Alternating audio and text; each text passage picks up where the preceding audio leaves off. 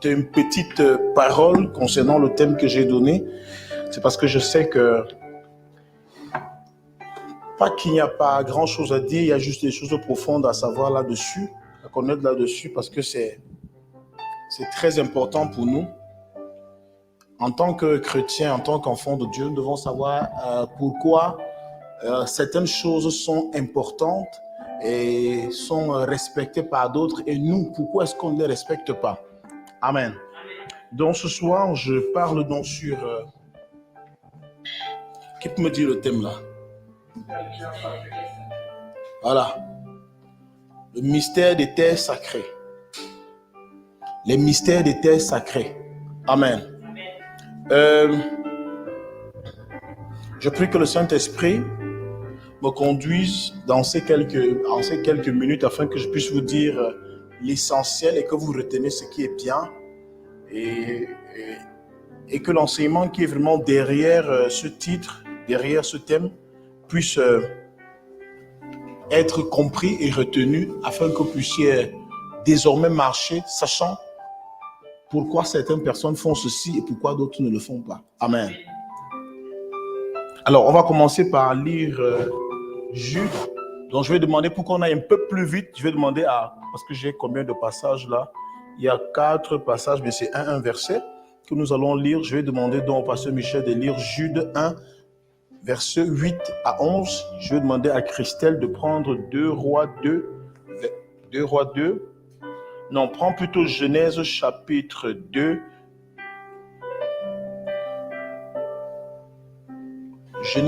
Prends Genèse 28, verset 12.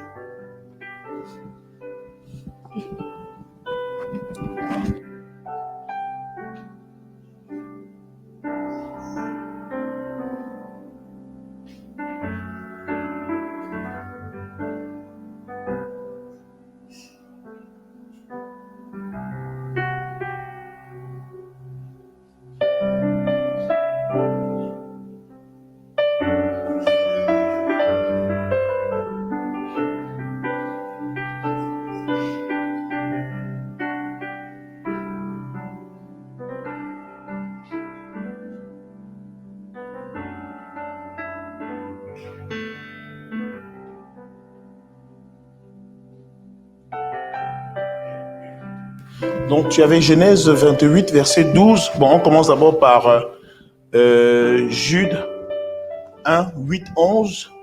Quelqu'un d'autre va nous prendre 1 Samuel 24, ancienne. 1 Samuel 24, verset 4 à 10. Ok, on peut commencer. Je lis la parole de Dieu, Jude 1, 8, 11. Amen. Malgré cela, ces hommes adoptent une attitude semblable. Entraînés par leur rêverie, ils souillent leur corps, rejettent toute autorité et insultent les êtres glorieux. Or, lorsqu'ils discutaient avec le diable et lui disputaient le corps de Moïse, l'archange Michel n'a pas osé porter de jugement insultant contre lui, mais a dit que le Seigneur te punisse. Eux, par contre, parlent d'une manière insultante de ce qu'ils ne connaissent pas et se détruisent par tout ce qu'ils savent d'instinct, comme des bêtes sans raison. Malheur à eux, car ils ont suivi la voie de Caïn. Ils se sont jetés pour un salaire dans l'égarement de Balaam. Ils se sont perdus en se révoltant comme Corée. Amen. Ok, Amen. Oui, Christelle, Genèse 28, 12, c'est ça, non? Oui. Genèse 28, verset 12, je lis au nom du Seigneur. Il eut un songe, et voici, une échelle était appuyée sur la terre, et son sommet touchait au ciel. Et voici, les anges de Dieu montaient et descendaient par cette échelle. Parole du Seigneur. Amen. Ok, la suite, 1 Samuel 24, de 4 à 10.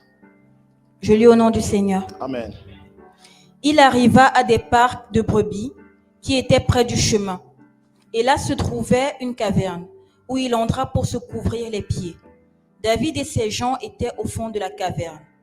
Les gens de David lui dirent: Voici le jour où l'Éternel te dit: Je livre ton ennemi entre tes mains. Traite-le comme bon te semblera. David se leva et coupa doucement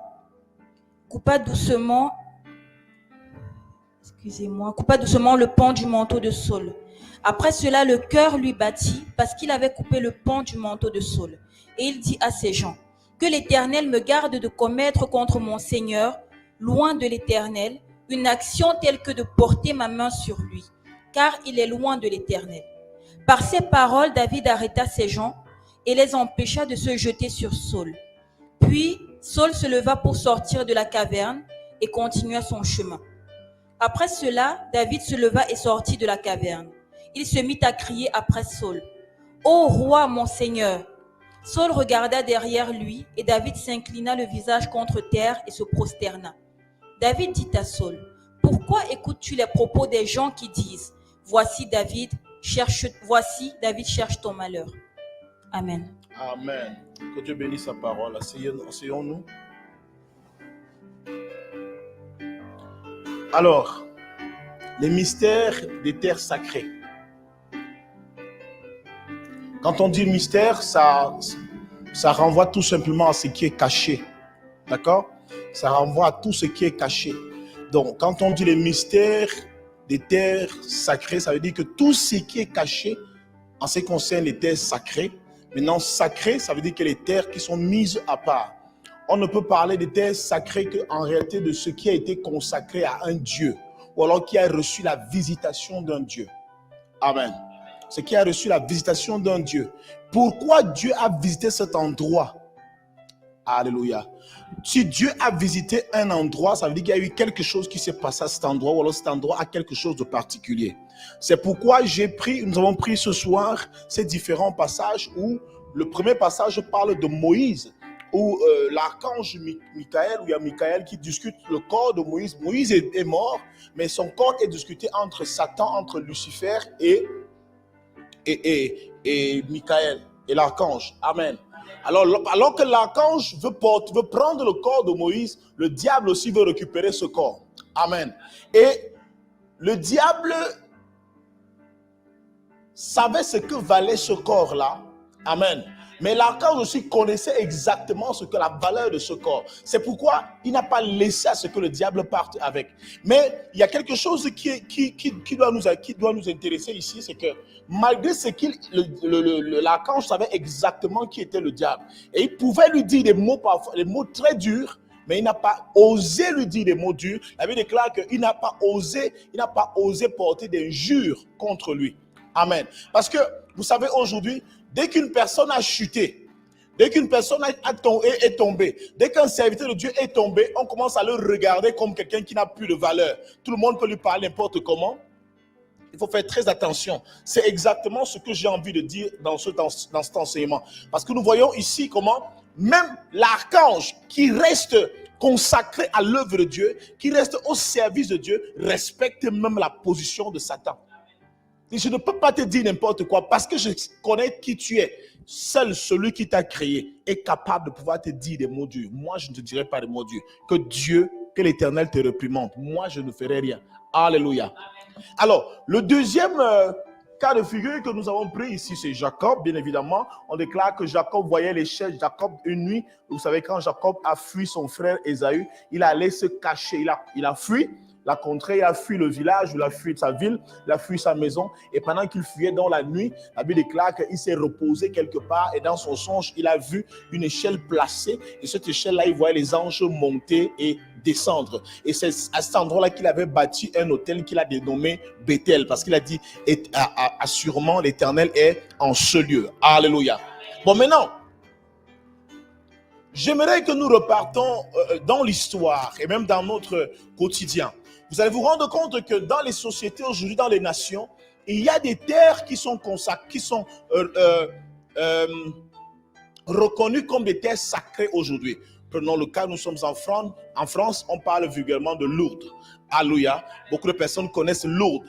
Lourdes, ici, quelle histoire de Lourdes en réalité? Qui connaît l'histoire, qu'est-ce qui s'est passé à Lourdes? Amen. Lourdes, c'est une jeune fille en fait qui a vu l'apparition mariale, qui a vu Marie. Et depuis ce temps-là, cet endroit est fréquenté par des chrétiens, par même des non-croyants. Tous les gens vont à cet endroit tout simplement parce qu'on dit qu'on a vu Marie ici. Amen. C'est un endroit où on a dû construire, même bâtir une basilique, on a construit, on a fait un puits. Les gens vont puiser de l'eau à cet endroit. On sait que l'eau qui vient de Lourdes peut guérir les malades. Et là, c'est un problème de foi. C'est un problème de foi. Ils croient en ce qu'ils ont vu. Parce qu'ils savent que si l'Éternel est passé ici, ou alors si une servante de Dieu est apparue ici, alors qu'on sait qui est-ce qu'elle était, oui, ils savent, c'était la mère, celle qui a porté Jésus. Ils disent, ok, il y a sûrement quelque chose qui se passe ici. Et ils expérimentent cela. Amen. Les mystères cachés, les mystères des terres sacrées. Pourquoi les gens vont à cet endroit? Imaginez, cela fait des décennies que cela s'est passé. Mais les gens continuent d'y aller jusqu'aujourd'hui. Mais attends, ils pouvaient le faire le même jour où elle a apparu. On peut comprendre. Mais cela fait des décennies. Ça fait combien d'années aujourd'hui? Quand je crois que je construis encore cette histoire, je crois que c'était en... Attendez un peu que je regarde encore très bien mon bord. Parce que cette histoire est lorsque tu la lis, tu dis, mais attends.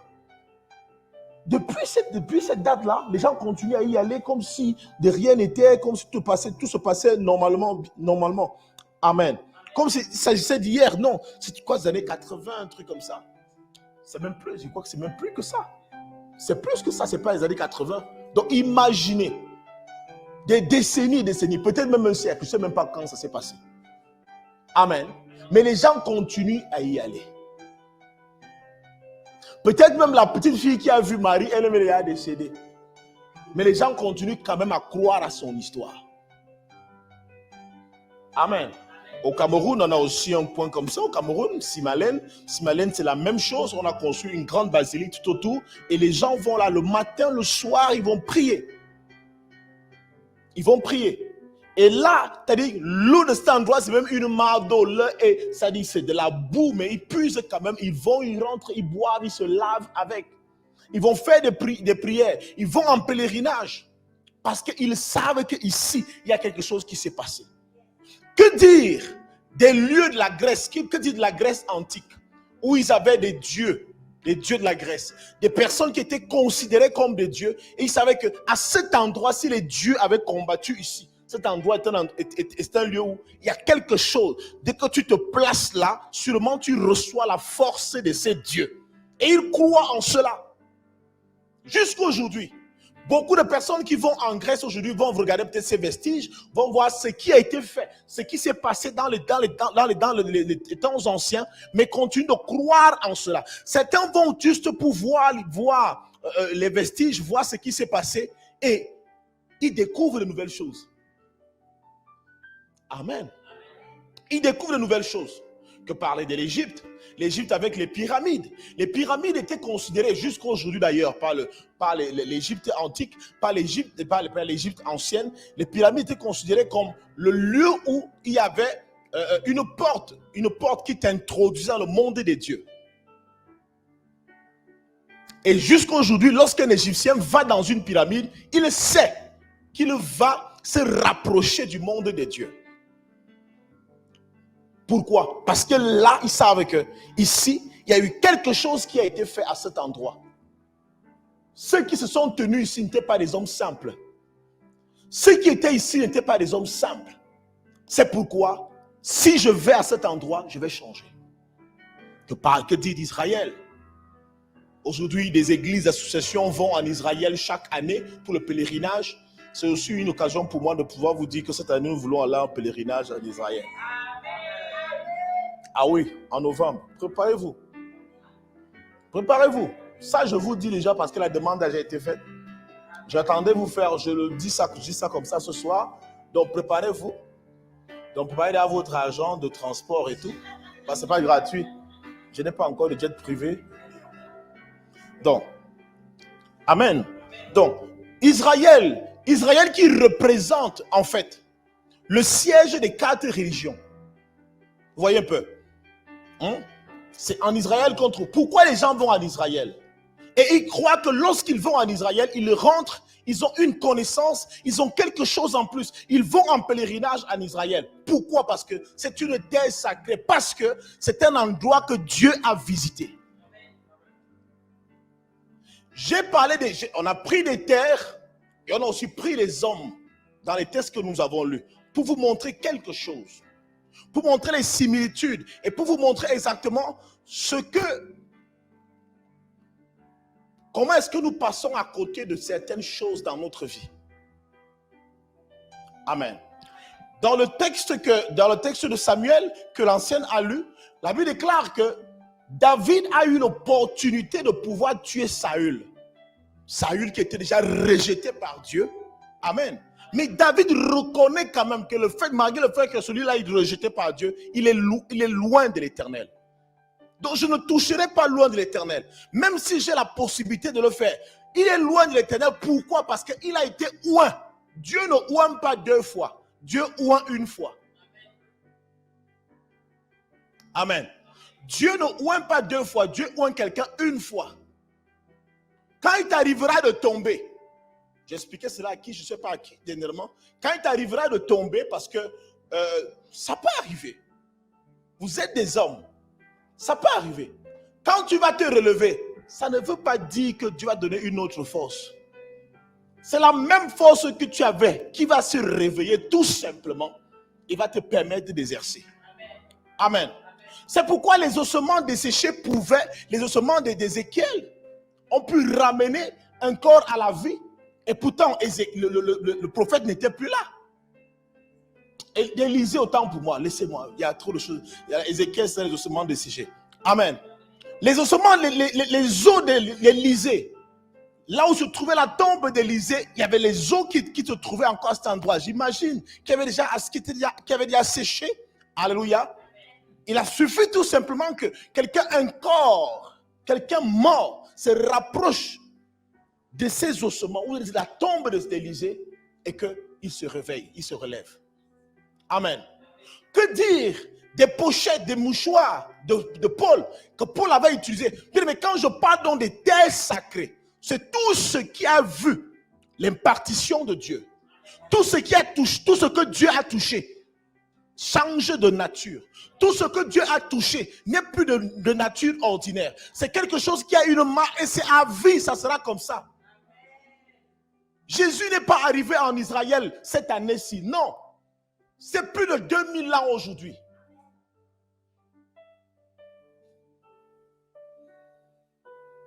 Si on calcule exactement,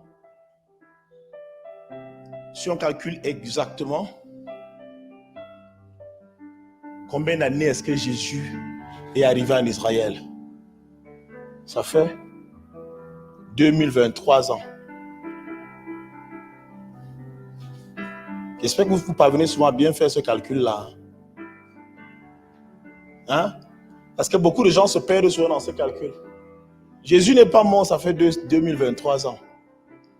Parce que, non, c'est pas plus. Parce que, en fait, le calendrier que nous avons aujourd'hui est donné à partir de la naissance de Jésus. D'accord?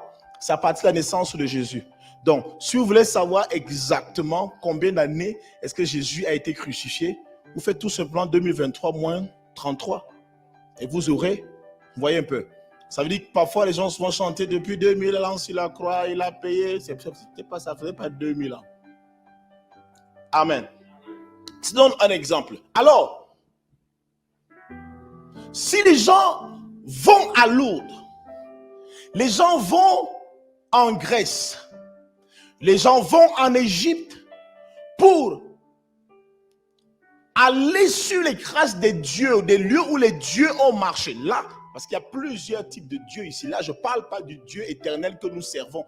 Quand je parle de la Grèce, c'est des géants que vous connaissez aujourd'hui. Pour ceux qui s'intéressent parfois à ces histoires-là, ceux qui aiment souvent regarder les films ce sont souvent les films de quoi? De Hercule et tout ça, et Marvel et tout ça. Amen. Vous allez vous rendre compte qu'il s'appuie sur cette histoire. Amen.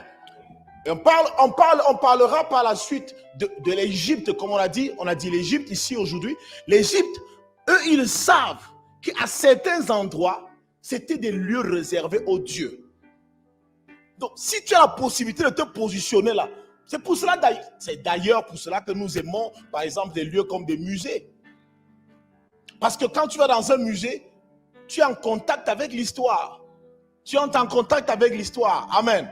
Certains vont te dire, imaginez qu'on t'invite, on te dit, on va à Versailles. Quand tu es à Versailles, tu as l'impression que tu vas voir Louis II, Louis XIV et toutes ces personnes-là à côté de toi. Or, ils sont partis depuis. Mais tu crois.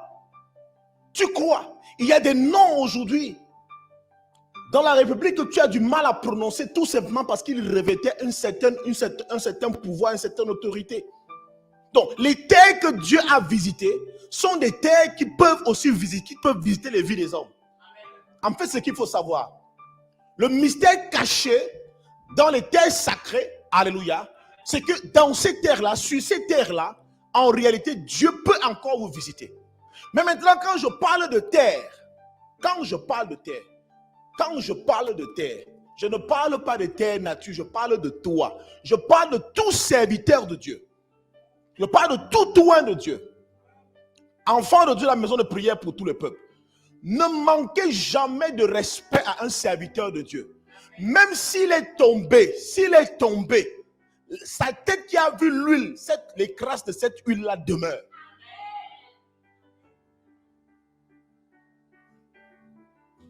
Jamais, ne manquez jamais de respect à un oint de Dieu. Jamais. Parce que Dieu le connaît. Dieu le connaît. Tu peux l'éviter, mais jamais le dénigrer. Car beaucoup de personnes se sont mises dans les problèmes tout simplement à cause de cela. Parce qu'on ne sait pas respecter les gloires. C'est le texte que tu lisais tout à l'heure. Relis-lui encore cela. Juge 1. Juge 1 à partir du verset 8. Malgré cela, ces hommes adoptent une attitude semblable, entraînés par leur rêverie. Ils souillent leur corps, rejettent toute autorité et insultent les êtres glorieux. Rejette toute autorité. Et font quoi? Et insultent les êtres glorieux. Les êtres glorieux ici, c'est qui? Nous devons reconnaître que ce soit dans l'Égypte antique ou la Grèce antique, l'Égypte ancienne, bien aimé, on doit reconnaître quand même quelque chose. Peu importe les pratiques que ces hommes ont eu à faire. Amen. C'est parce qu'ils avaient quelque chose de différent. Pourquoi toi tu ne fais pas ça aujourd'hui? Pourquoi tes grands-parents ne le font pas? Pourquoi tous les Égyptiens ne le faisaient pas? Pourquoi c'est seulement une catégorie de personnes qui le faisaient? C'est parce qu'ils avaient reçu un pouvoir, même s'ils avaient perverti. Alléluia. On se doit de respecter ces gens-là parce que c'était des gloires. Lorsque Dieu a élevé quelqu'un dans la société, même s'il est ton cadet, respecte cette personne. Respecte-la.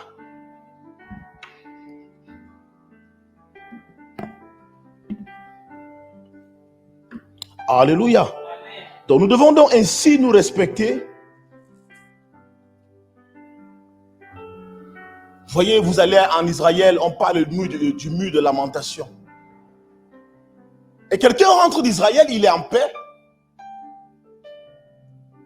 Il sait que quelque chose s'est passé.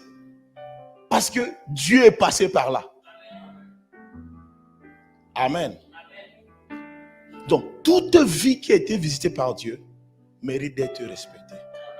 Je voulais vraiment apporter cette lumière pour vous dire, si les hommes peuvent respecter les terres qui ont tout simplement été visitées par Dieu, à plus forte raison, les hommes qui ont été visités par Dieu, pourquoi est-ce qu'on ne les respecte pas en ce temps-ci? Pourquoi est-il facile pour l'Église et pour les hommes aujourd'hui de critiquer ceux qui sont tombés? Même si l'archange malgré sa posture, il n'a pas ce courage-là. Il n'a pas le courage d'insulter Satan. Toi, imaginez, regardez un peu la distance. C'est-à-dire que toi, tu insultes quelqu'un, tu ne sais même pas s'il est tombé. Satan t'a dit, l'archange est sûr que lui, il est tombé. Il s'est rebellé. Il n'est pas du côté de Dieu. Mais toi, par esprit de soupçon, tu parles en mal d'un serviteur de Dieu. Et pourtant, tu n'as aucune preuve. Je vous en prie. Faisons comme David. Même si on nous apprend que Dieu a rejeté celui-là. Je dis que non. Même s'il a rejeté, l'huile qu'il a mis sur sa tête peut encore agir. L'huile qu'il a mis sur sa tête peut encore agir. Le jeune Samuel dans le temple, bien que, sachant que c'est lui qui avait été choisi pour devenir désormais prophète, il n'a jamais méprisé le vieux Élie. Je vous prie, jeune génération, nous sommes peut-être la jeune génération parce qu'on commence tous. Nous sommes une jeune église, nous sommes un jeune ministère. Chacun de vous est dans ses débuts. Et même toi qui peux nous écouter aujourd'hui à travers les réseaux, peut-être tu commences ton ministère. Tu ne sais même pas là où Dieu t'amène. Tu ne sais même pas là où Dieu te conduit. Laisse les guerres. Respecte ceux qui ont été avant toi.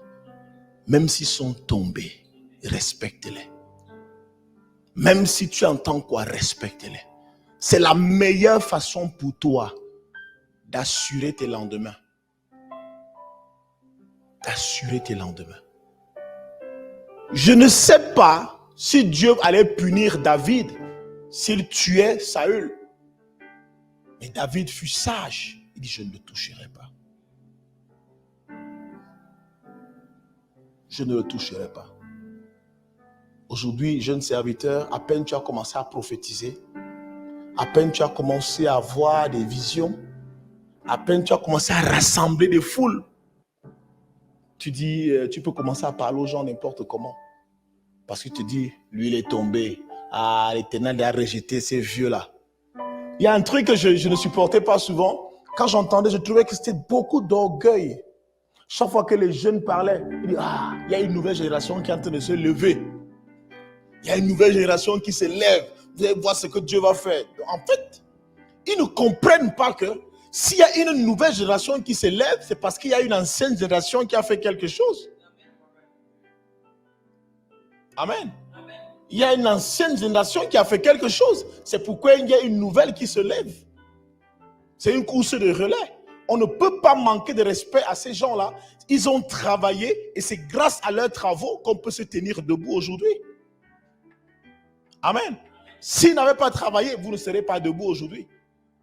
Alors, on doit être reconnaissant, prier pour eux, les encourager et prier le Seigneur. Seigneur, même si tu as les à rejeter ou accepter, à toi de voir, nous voulons tout simplement que tu te souviennes d'eux. Souviens-toi d'eux. Ne priez jamais pour prendre la place d'un vieux serviteur. N'intercédez jamais. Oh, qu'il tombe, moi je veux prendre sa place. Je veux montrer aux gens ce que je peux faire. Si on me donne seulement le micro, le pasteur même va témoigner même que je suis très puissant. Ça là, il faut laisser ça. Il faut laisser ça. Parce que j'ai vu les vieux prophètes. J'ai vu les vieux pasteurs. Les jeunes arrivent avec toute la rage, toute la fougue, toute la force. Vous parlez en langue et tout. Lui, il arrive, il dit 2 mots. 2 mots seulement. Tu dis que, c'est le père si que vous dites qu'il était mort, il était fini. Donc, je vous en prie, beaucoup de courage, mais beaucoup d'humilité aussi, car les mystères cachés dans les terres que Dieu a visitées sont énormes. Amen. Sont énormes. Et n'oubliez pas que vous êtes l'avenir de ceux que vous critiquez aujourd'hui. Vous êtes les futures personnes qui seront critiquées demain. Ah ouais. Vous êtes des... Ah, ça c'est clair. Vous êtes les futures personnes qu'on va critiquer demain.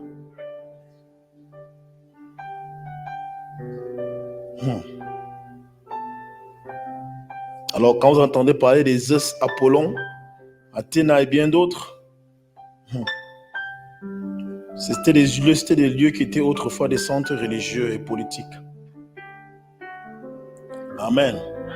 Donc, ils offraient des sacrifices à cet endroit-là pour avoir la faveur de ces dieux. Et tu ne diras pas qu'ils n'avaient pas. Ils avaient cette faveur. Parce qu'ils le reconnaissaient. Et dans le monde spirituel, rien ne vaut l'honneur. Rien ne vaut le respect de la hiérarchie. C'est-à-dire, Dieu ne regarde jamais que celui qui est avant toi a désobéi. C'est pour cela que tu dois désobéir. C'est pour ça que tu as lui manqué de respect. Non. Dieu ne regarde pas ça. Le droit de naissance va toujours primer. C'est pour ça qu'il demande aux jeunes gens de se plier devant les vieillards. De se rabaisser devant les vieillards. C'est-à-dire que pliez-vous devant ceux qui ont les cheveux gris, les cheveux blancs. Mes chers frères et sœurs, nous sommes dans une saison où on doit rectifier le tir. On doit rectifier le tir. Beaucoup de papas qui ont commencé l'œuvre de longtemps sont tellement méprisés aujourd'hui. Moi, je nous prie ici d'être différents. D'être différents. De traiter ces personnes avec beaucoup de respect. Alléluia. De les traiter avec beaucoup de respect. Et je suis sûr d'une chose, Dieu se souviendra de nous aussi et nous permettra d'être nous aussi des références demain. Et toute personne qui viendra aussi vers nous va recevoir quelque chose. Si tu honores les gens aujourd'hui, tu honores les anciens aujourd'hui, demain on va t'honorer parce que toi aussi seras l'ancien de quelqu'un. Que Dieu nous bénisse abondamment ce soir au nom de Jésus-Christ.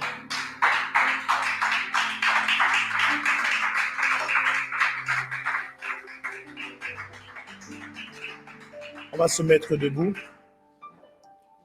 Mais chacun de nous a sûrement participé à un débat où on parlait en mal, peut-être on se moquait de quelqu'un qui était tombé. Nous sommes tous passés par là.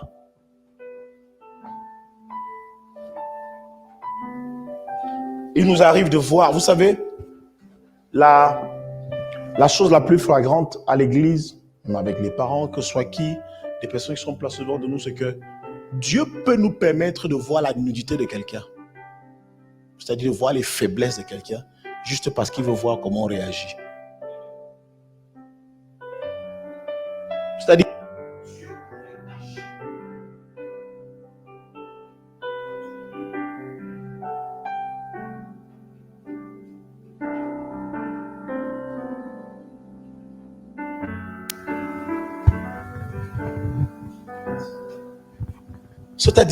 Dieu pouvait cacher la nudité de cette personne-là.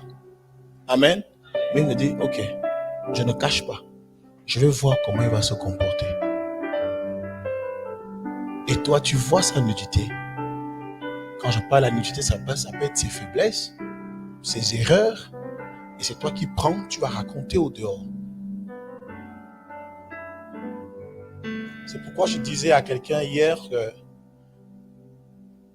fais attention. Celui qui a péché avec toi hier n'est pas toujours celui que tu vas rencontrer le lendemain.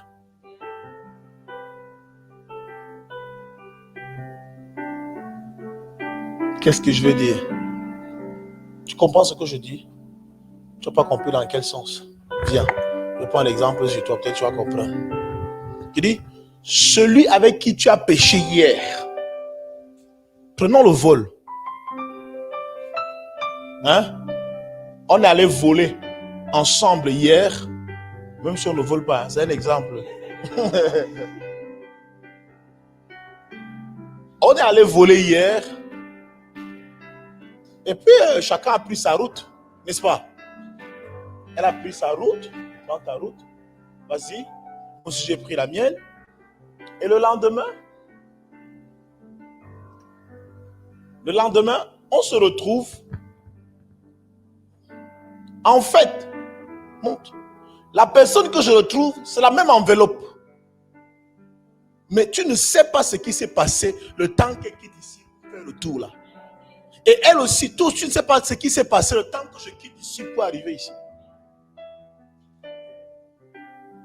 Elle peut avoir fait une prière de confession, de repentance. Et elle arrive ici. Or, toi, tu as eu écho de ce qu'ils ont fait hier. On les a attrapés hier. Peut-être on a même dormi en cellule. Mais vous ne savez pas ce qu'on a fait en cellule toute la nuit.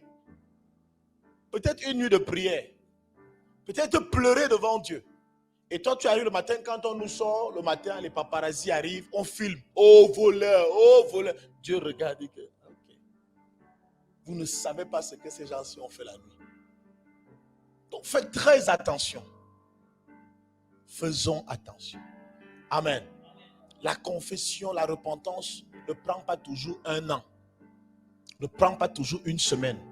Elle peut prendre tout simplement 30 secondes. Parfois même pas de secondes. Dans le cœur, lequel quelqu'un regrette, il demande pardon à Dieu. Pardonne-moi. Amen. Que Dieu te bénisse. Alors je veux que chacun de nous ce soir puisse demander pardon si tu as eu entré dans ce genre de... Tu as méprisé les terres que Dieu a visitées. C'est pour cela que l'Éternel déclare dans sa parole que Israël, celui qui te bénira sera béni et celui qui te maudira sera maudit. Alors bien aimé, commence à prier, rends grâce à Dieu. Ouvre la bouche, commence à prier, demande pardon à Dieu.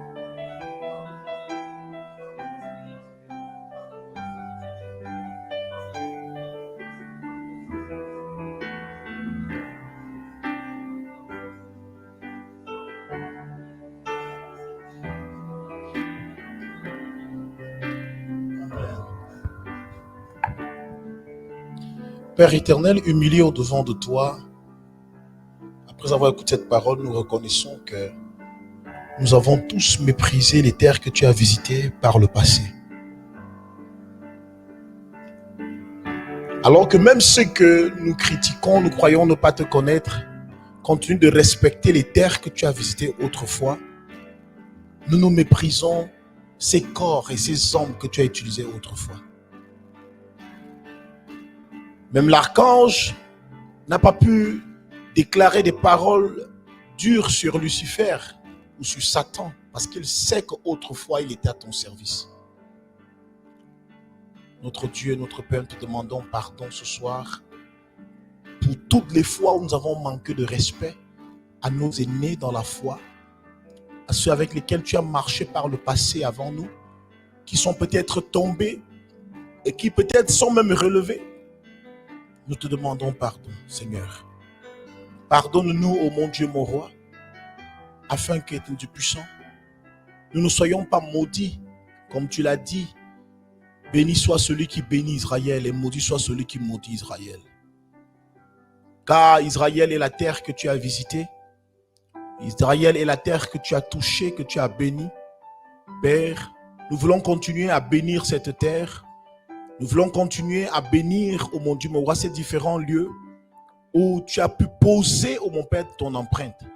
Tu as dit à Moïse, ôte tes sandales de tes pieds, car la terre sur laquelle tu te tiens est sainte.